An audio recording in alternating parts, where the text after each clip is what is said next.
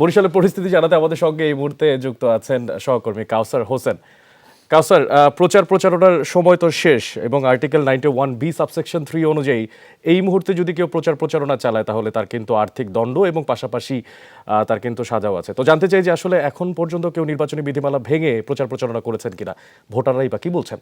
বরিশাল বিভাগের চিত্র দিয়ে শুরু করতে চাই। বরিশাল বিভাগে 21টি সংসদীয় আসন রয়েছে এবং এই 21টি সংসদীয় আসনে 131 জন প্রার্থী প্রতিদ্বন্দ্বিতা করছেন এবং আমরা যতটুকু জানতে পেরেছি বা এখন পর্যন্ত আসলে কোনো প্রার্থীর পক্ষ থেকে বা কোনো প্রতিদ্বন্দ্বী প্রার্থীর পক্ষ থেকে কোনো অভিযোগ পাওয়া যায়নি যে প্রচারণা চালিয়ে যাচ্ছেন। অর্থাৎ নির্বাচন কমিশনের যে বেঁধে দেওয়া যে সময়সূচি ছিল সেই সময়সূচির মধ্যেই কিন্তু প্রত্যেকজন প্রার্থী তাদের যে আনুষ্ঠানিক প্রচারণা সেটি শেষ করেছেন। তবে কিছু কিছু প্রার্থী তাদের বাসভবনে তাদের যে কর্মী বাহিনী রয়েছে বা নির্বাচনের দিন যারা কেন্দ্রে দায়িত্ব পালন করবেন তাদের সাথে বিভিন্ন পরামর্শ করছেন বা তাদেরকে বিভিন্ন দিক নির্দেশনা দিচ্ছেন। তবে যেটি প্রচারণা বলা হয় বা ভোটারদের কাছে প্রার্থীরা গিয়ে যে ভোট চান সেটি কিন্তু হচ্ছে না। তবে কিছুক্ষণ আগে আমরা যতটুকু জানতে পেরেছি বরিশাল নগরীর অশ্বিনী কুমার টাউন হলে বরিশাল 3 আসনের যিনি 11 দলীয় নির্বাচনী ঐক্যের প্রার্থী রয়েছেন ব্যারিস্টার ফুয়াদ, তিনি একটি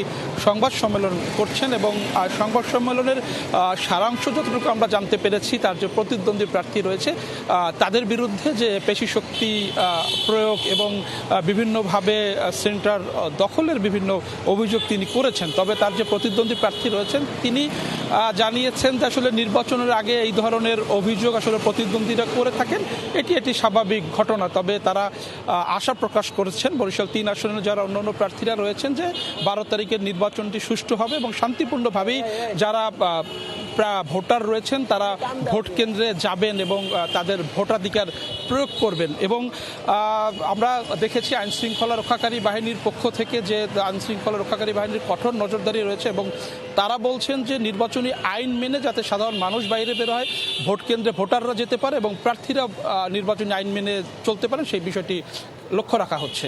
অনেক বরিশাল বিভাগ থেকে প্রচারণার শেষ হওয়ার পরের যে খোঁজ খবর এবং আইনানুগ যে পরিস্থিতি তার যেই বর্তমান প্রেক্ষাপট তার জানছিলাম সহকর্মীর মাধ্যমে।